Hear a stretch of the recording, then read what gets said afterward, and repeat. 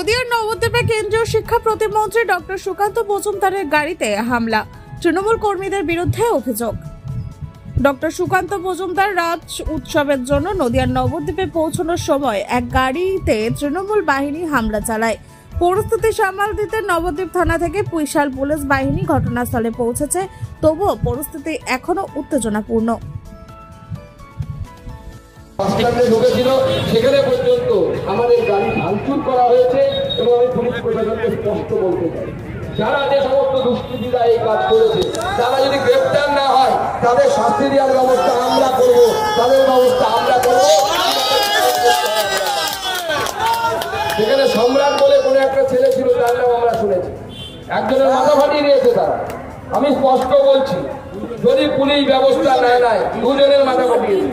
আমাদের শশধর নন্দীর মাথা ফাটিয়েছে, আর একজনের কারো মনে মাথা ফাটিয়েছে। আমি পরিষ্কার বলে দিচ্ছি, যদি পুলিশ ব্যবস্থা না নেয়, পুলিশ যদি ব্যবস্থা না নেয়, আমি পরিষ্কার বলে দিচ্ছি এসপিকে প্রত্যেকটা রক্তবিন্দুর হিসাব করাই গন্ডায় কিছু বুঝে দিতে পারে। এবং